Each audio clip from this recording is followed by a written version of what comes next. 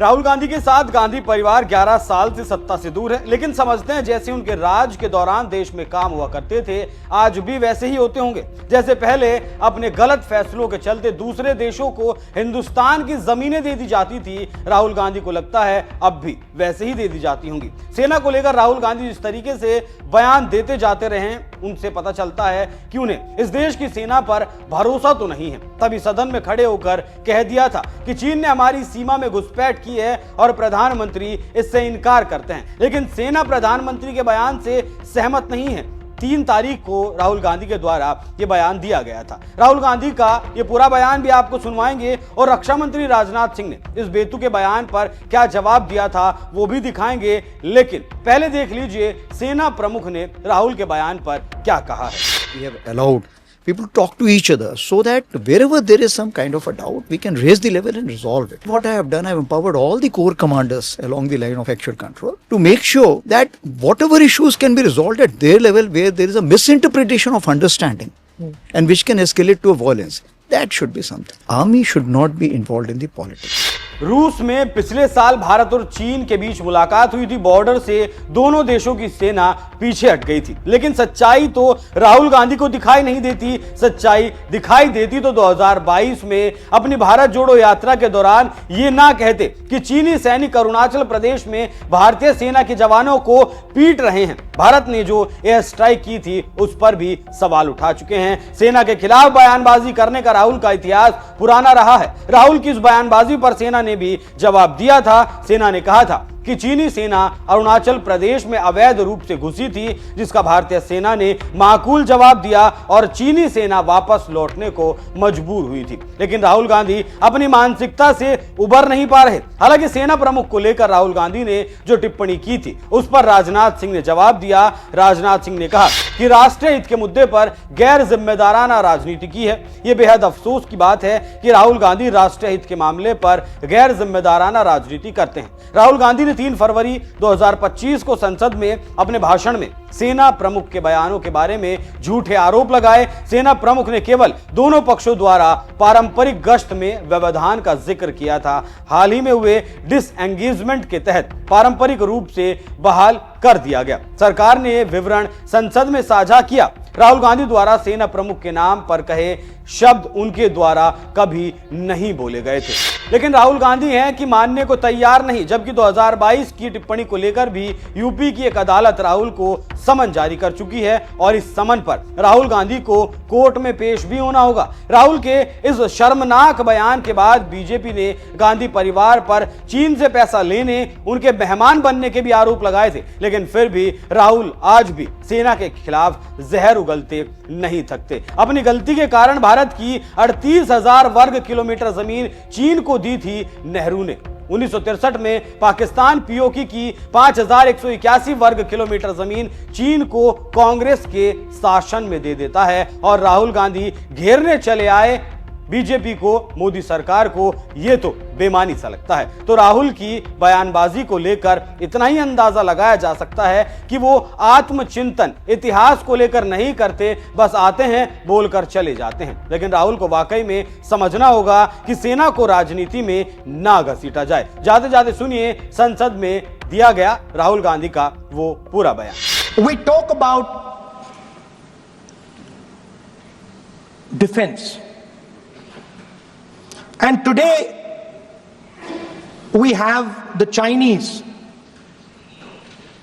and the Prime Minister has denied it, and the army has contradicted the Prime Minister. It's true. The Prime Minister has denied it. The Prime Minister has denied it, and the army has disagreed with the Prime Minister that China is sitting on 4,000 square kilometers of our land, of our territory.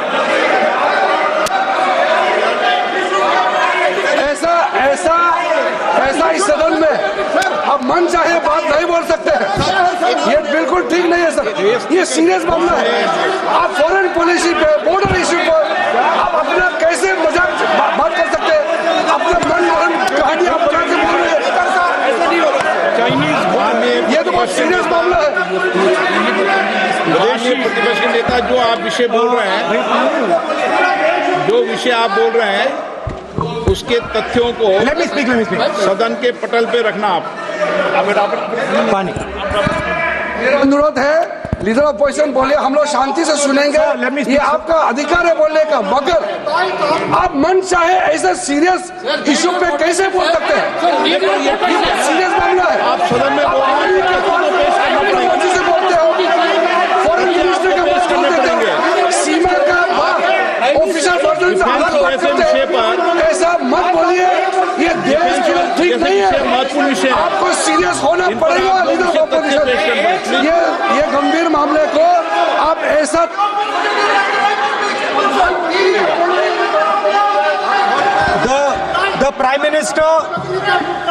The Prime Minister has denied that Chinese forces are inside our territory, but for some reason, our army keeps talking to the Chinese about their entry into our territory, and our Chief of Army Staff has said that the Chinese are inside our territory. This is a fact.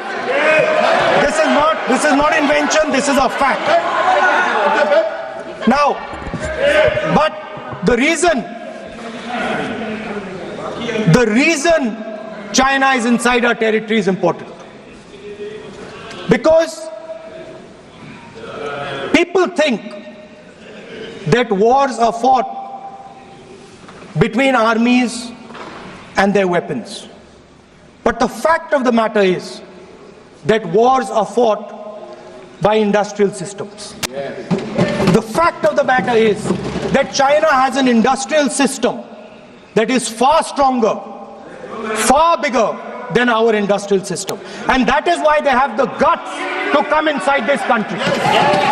The reason China is sitting inside this country is because Make in India has failed. The reason China is sitting inside this country is because India is refusing to produce. And I am worried that India is going to give up this revolution to the Chinese once again.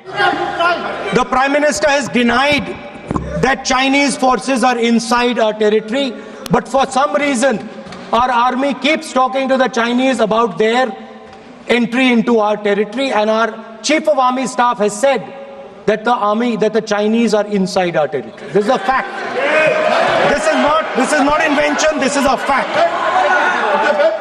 Now, but the reason China is inside our territory is important, because people think that wars are fought between armies and their weapons. But the fact of the matter is that wars are fought by industrial systems. The fact of the matter is that China has an industrial system that is far stronger, far bigger than our industrial system. And that is why they have the guts to come inside this country. The reason China is sitting inside this country is because Make in India has failed. The reason China is sitting inside this country is because India is refusing to produce. And I am worried that India is going to give up this revolution to the Chinese once again.